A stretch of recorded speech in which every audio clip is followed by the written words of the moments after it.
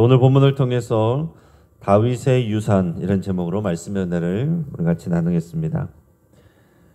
미국의 사업가 로버트 길리엄 르투로노라는 사람이 있습니다. 이분은 1888년에 태어나서 1969년에 또 세상을 떠난 분인데요. 이분은 전 세계에서 지구를 움직인 사람이라 이렇게 불리는 그런 사업가입니다. 이 르투르노는 젊은 시절 신앙을 진지하게 고민하면서 신앙을 가지고 사업에서도 또 하나님의 영광을 나타낼 수 있는가 이것을 이제 진지하게 고민을 했습니다. 그러면서 사업과 신앙을 분리하지 않기로 하고 또 모든 재정을 하나님의 소유다 이렇게 선포를 했습니다. 그리고 그는 역11조라는 독특한 방식으로 헌금을 했는데요. 그러니까 수익의 10%를 하나님께 드리는 게 아니라 수익의 90%를 하나님께 드리고 10%는 나머지 10%를 자신과 가족이 사용했던 겁니다. 그가 남긴 유명한 말이 있는데 이렇게 말을 했습니다. 내가 하나님보다 더 큰 삽을 가질 수는 없다. 나는 그분께 퍼드리면 퍼드릴수록 그분은 더 큰 삽으로 내게 다시 채워주신다. 돈은 내 것이 아니라 하나님께서 맡기신 것일 뿐이다. 또 이런 말들로 하나님 앞에 고백했습니다. 그래서 하나님은 그에게 정말 큰 복을 주셨고 사업이 크게 확장되게 하셨습니다. 생전에 300개가 넘는 특허를 내게 됐습니다. 그리고는 그는 수많은 교회와 선교단체 또 기독교 대학을 재정적으로 지원을 했고요. 1946년에는 미국 텍사스의 르투르노 유니버시티를 설립해서 기술과 신학을 함께 가르치는 학교로 성장시켰습니다. 지금도 공학 기술 분야에서 유명한 기독교 대학입니다. 또한 여러 나라의 선교센터와 병원 등을 이렇게 세웠어요. 그의 삶은 정말로 다윗처럼 모든 부와 영광이 하나님께로부터 오며 우리는 청직일 뿐이다 라는 것을 그 삶으로 증명하는 그런 실제 사례라고 할 수가 있겠습니다. 자, 이 말처럼 사람은요 마지막 순간에 진심을 드러냅니다. 오늘 본문에 등장하는 다윗 왕도 마찬가지였습니다.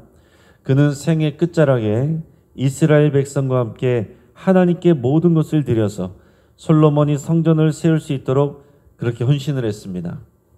자, 이 본문은 다윗의 마지막 행적과 그리고 마지막 유언이 어떻게 하나님의 영광과 공동체의 신앙에 초석이 되었는지를 이렇게 보여주고 있습니다.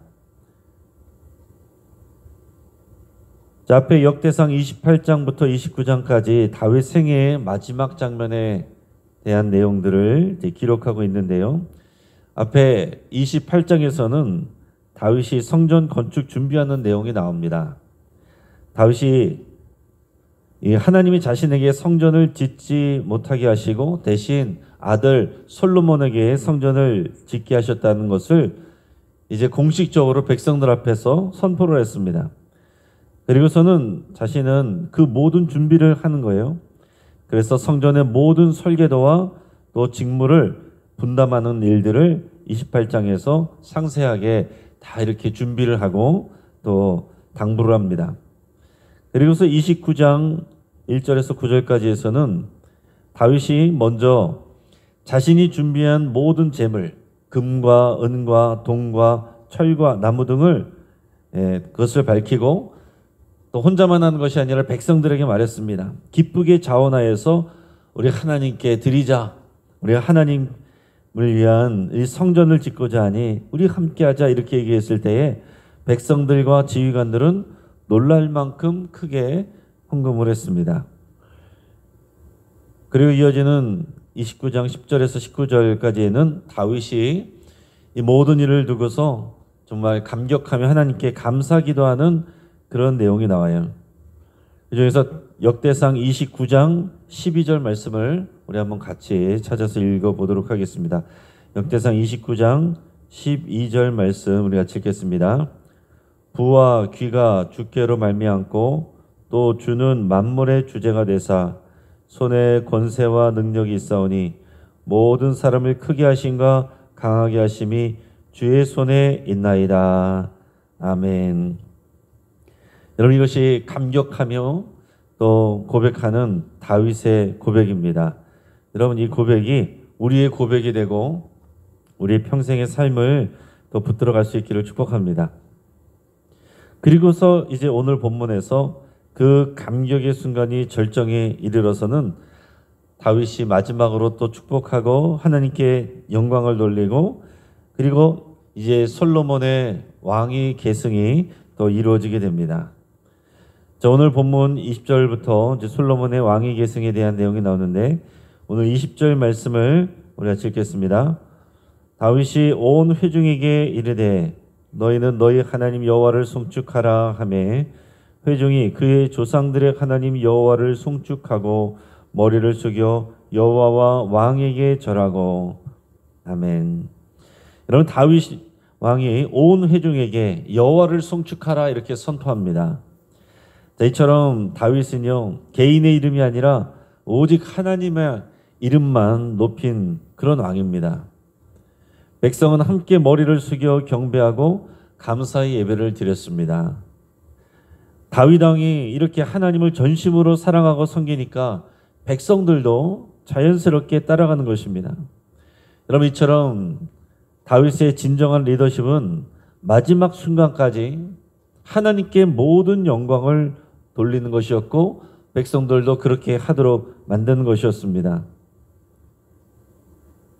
자, 이어서 솔로몬이 다윗에 이어 이제 왕위에 오르게 됩니다. 오늘 21절에서 25절까지 말씀을 우리가 읽겠습니다. 이튿날 여호와께 제사를 드리고 또 여호와께 번제를 드리니 수송아지가 1000마리요 순양이 1000마리요 어린 양이 1000마리요 또 그 전제라 온 이스라엘을 위하여 풍성한 제물을 드리고 이날에 무리가 크게 기뻐하여 여호와 앞에서 먹으며 마셨더라. 무리가 다윗의 아들 솔로몬을 다시 왕으로 삼아 기름을 부어 여호와께 돌려 주권자가 되게 하고 사독에게도 기름을 부어 제사장이 되게 하니라. 솔로몬이 여호와께서 주신 왕위에 앉아 아버지 다윗을 이어 왕이 되어 형통하니 온 이스라엘이 그의 명령에 순종하며 모든 방백과 용사와 다윗 왕의 여러 아들들이 솔로몬 왕에게 복종하니 여호와께서 솔로몬을 모든 이스라엘의 목전에서 심히 크게 하시고 또 왕의 위엄을 그에게 주사 그전 이스라엘 모든 왕보다 뛰어나게 하셨더라. 아멘. 자, 다음 날 큰 희생 제물이 하나님 앞에 드려집니다. 이렇게 하나님께 먼저 또 예배한 후에 이제 솔로몬을 기름 부어 또 정식으로 왕에 오르게 합니다. 자, 이에 백성은 큰 기쁨으로 순종하면서 새로운 시대를 맞이합니다. 23절에서 보면 솔로몬이 왕위에 앉은 것은 여호와 하나님이 주신 은혜인 것을 밝히고 있습니다. 또 하나님이 다윗을 사랑하시고 솔로몬을 복주셔서 형통케 하셨다는 것을 기록하고 있어요. 그러니까 이 모든 형통은 하나님의 은혜이고 하나님께로부터 왔다라는 것을 계속해서 밝히고 있습니다. 백성들은 솔로몬 왕에게 복종하였고 여호와 하나님은 솔로몬을 이스라엘의 목전에서 심히 크게 만드셨습니다. 그리고 왕의 위엄을 그에게 주셔서 그 전에 이스라엘 모든 왕보다 뛰어나게 하셨다라고 그랬습니다. 자, 솔로몬이 누리는 모든 권위와 영광은 아버지 다윗의 믿음과 순종에서부터 영향을 받았고 흘러나온 것입니다. 여러분, 이처럼 우리가 하나님을 사랑하고 최고로 여기면 하나님이 우리를 사랑하시고 최고로 여겨주십니다. 그리고 그 신앙이 자식에게 또 자손들에게 흘러갈 때에 하나님께서 또 우리의 자녀들을 복주시고 그 은혜가 흘러가게 하시는 겁니다. 여러분, 우리가 신앙생활을 잘하면 하나님께서 우리의 자녀들을 복을 주십니다. 그러나 자녀에게서 머무르면 안 되고 또 그 자녀의 자녀에게 그 은혜가 흘러가야 되잖아요. 그러려면은 신앙이 함께 흘러가야 됩니다. 나의 신앙 때문에 복이 흘러갈 수는 있는데 신앙이 흘러가지 아니하면 그 자녀에게서 그 다음 자녀에게로 더 은혜가 형통함이 흘러갈 수가 없습니다. 그러니까 여러분, 우리는 우리의 형통함만 흘러가게 할 것이 아니라 우리의 신앙이 흘러가게 해야 됩니다. 그것은 우리의 말로만 해서 되는 것이 아니라 정말로 우리가 살아가는 우리 삶을 통해서 자녀에게 보여주는 것입니다. 하나님을 어떻게 살아가는지, 그리고 우리 실제 살아가는 우리 삶 속에서 내가 하는 일들과 하나님의 영광을 어떻게 우선순위를 정하여서 하는지를 자녀들이 보았을 때 그것이 교육이 되는 것입니다. 우리 부모를 통해서 하나님이 살아계시구나, 하나님을 사랑하는 것은 저런 것이구나, 하나님을 믿는다는 것은 저런 것이구나, 교회 안에서만 믿음 있는 것처럼 하는 것이 아니라 정말 세상 속에서 저렇게 하나님을 사랑하고 예배하고 섬기는 것이구나, 그것을 보일 때에 삶으로 본 것은 정말 그 인생에, 자녀들의 인생에 영향력이 되는 것이고, 그것을 따라갈 때에 그 형통함과 함께 그 신앙이 흘러가고, 그러면 하나님의 은혜가 계속해서 흘러가게 되는 거예요.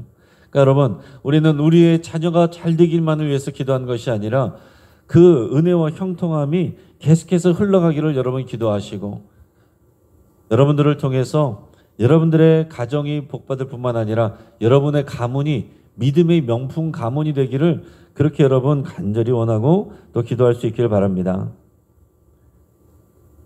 그리고 이어서 26절에서 30절까지는 이 다윗의 생애와 죽음을 또 정리를 하고 있습니다. 26절에서 30절까지 말씀을 우리가 읽겠습니다. 이새의 아들 다윗이 온 이스라엘의 왕이 되어 이스라엘 다스린 기간은 40년이라 헤브론에서 7년간 다스렸고 예루살렘에서 33년을 다스렸더라. 그가 나이 많아 늙도록 부하고 존귀를 누리다가 죽음에 그의 아들 솔로몬이 대신하여 왕이 되니라. 다윗 왕의 행적은 처음부터 끝까지 선견자 사무엘의 글과 선지자 나단의 글과 선견자 갓의 글에 다 기록되고, 또 그의 왕된 일과 그의 권세와 그와 이스라엘과 온 세상 모든 나라의 지난날의 역사가 다 기록되어 있느니라. 아멘. 자, 다윗은 총 40년을 왕으로 다스렸습니다. 그러나 앞에서 말씀드린 것처럼 처음부터 왕이 된 게 아닙니다. 기름 부음을 받고 약속을 받았지만은, 또 하나님 앞에서 또 사랑도 받았지만은 사울 왕에게 미움을 받고 쫓겨다닌, 또 생명의 위협을 느끼고 도망다닌 그런 시간들이 있습니다. 이해할 수 없는 그런 시간들. 그러나 그 시간들을 통해서 하나님은 오히려 다윗을 연단하셨고요. 또 아둘람굴에서 피해 있을 때 아둘람굴에 또 찾아온 그 사람들을 통해서 또 공동체를 이루게 하시고, 그 아둘람 공동체가 결국 이 다윗 왕에게 아주 든든한 그런 조력자들이 되게 하셨습니다. 그리고 시간이 지나서 처음부터 온 이스라엘의 왕이 된 것이 아니라 헤브론에서는 유다 지파만의 왕으로 7년, 정확하게는 7년 반을 지내고, 그러고 나서야 온 이스라엘의 왕이 되어 33년을 다스리게 된 거예요. 자, 처음부터 그냥 무조건 잘 지낸 게 아니라 위기가 있고 어려운 순간들이 있었지만 그때마다 정말 믿음으로 하나님께 순종하고 하나님을 사랑하고 그의 삶의 선택을 통해서 또 그의 말과 행동을 통해서 정말로 하나님을 우선순위로 하는 그 모습을, 그 신앙을 사람들에게 보인 것입니다. 그런 모습들을 통해서 백성들에게 진짜 그 마음을 얻게 한 것입니다. 그냥 단지 권력만 얻은 것이 아니라 온 백성들의 그 신뢰와 신망을 얻은 거예요. 그리고 하나님의 인정을 받았습니다. 그렇게 되니까 하나님께서 그의 인생을 형통하게 하셨습니다. 그래서 28절에서 보면 그가 나이 많아 늙도록 부하고 존귀를 누리다가 죽음에 그의 아들 솔로몬이 대신하여 왕이 되니라. 여러분, 얼마나 좋은 말입니까? 여러분들이 다 이렇게 되기를 축복합니다. 나이 많아 늙도록 장수하였고 또 부하고 존귀를 누리다가 죽었다라고 그랬습니다. 그러니까 그에게 하나님께서 형통을 부어주셨는데 끝난 것이 아니라 그의 아들 솔로몬이 대신하여 왕이 되어서 더 큰 은혜와 형통함을 하나님께서 부어주셔서 그 자녀대가 되니까 더 잘 되게 하시는 그런 은혜를 받고 형통함을 누렸다 하는 얘기입니다.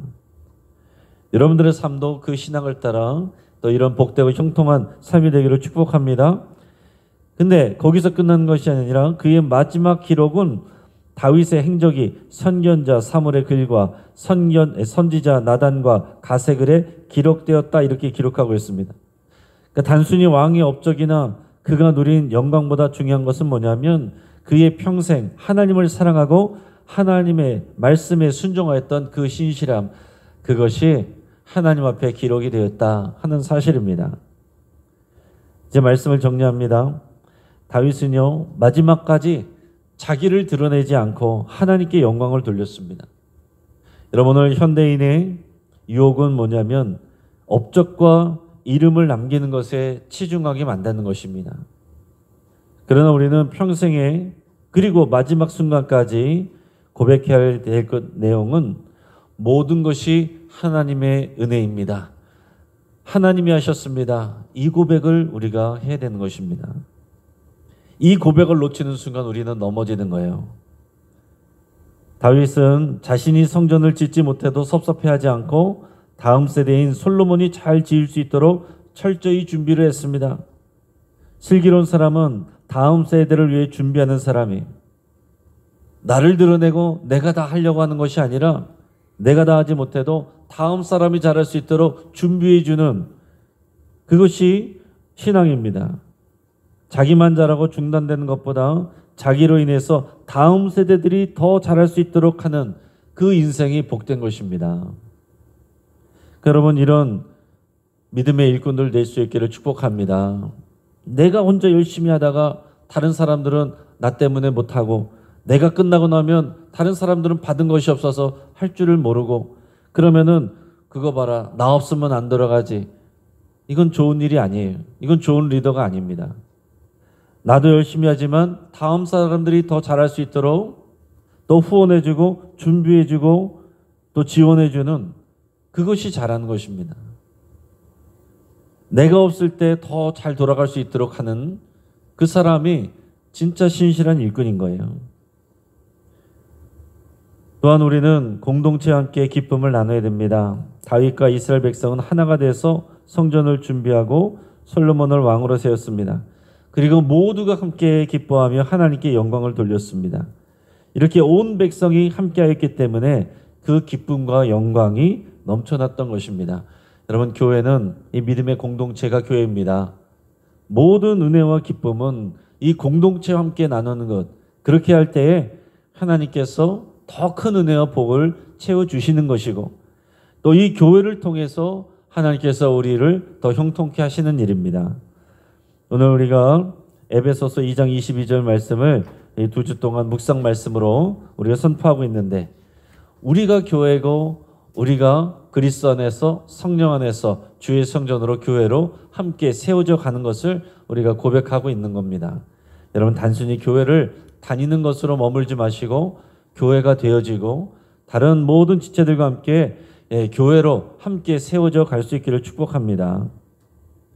그리고 이제 이 본문 말씀을 통해서 이 다윗의 마지막 모습에서 우리의 삶을 돌아볼 수 있길 바랍니다. 나는 지금 무엇을 위해서 달려가고 있는지, 또 내 마지막 순간에 나는 무엇이라고 고백을 할 것인지, 다음 세대가 하나님을 신실하게 섬길 수 있도록 나는 무엇을 돕고 준비하고 있는지 그것을 돌아볼 수 있길 바랍니다. 다윗의 유산은 재물과 권력이 아닙니다. 신실한 그의 믿음이에요. 다윗이 전생애를 통해서 솔로몬과 후대에게 남겨준 교훈은 이것입니다. 부와 영광은 오직 하나님께 속하였으며 우리는 그분의 손에 있는 청지기일 뿐이다. 기도하겠습니다. 오늘 말씀을 붙잡고 함께 기도할 때에 나의 모든 것이 하나님의 은혜임을 고백하며 여러분 감사드릴 수 있길 바랍니다. 또한 나의 믿음과 순종이 다음 세대에게 흘러가도록 위해서 여러분 함께 기도하시고 믿음의 공동체와 함께 기쁨을 나눌 것을 결단할 수 있기 바랍니다. 환우들을 위해서 여러분들의 치유를 위해서 또 함께 기도하시고 또 믿음의 가정들이 건강하게 세워지고 신앙이 계속해서 다음 세대로 흘러갈 수 있도록 위해서 함께 기도하겠습니다. 또 우리나라와 민족에게 이 중동과 세계에 하나님의 평화가 임하기를 위해서 우리 간절히 기도하실 때 주여 한번 부르짖고 합심해서 함께 기도하겠습니다. 주여.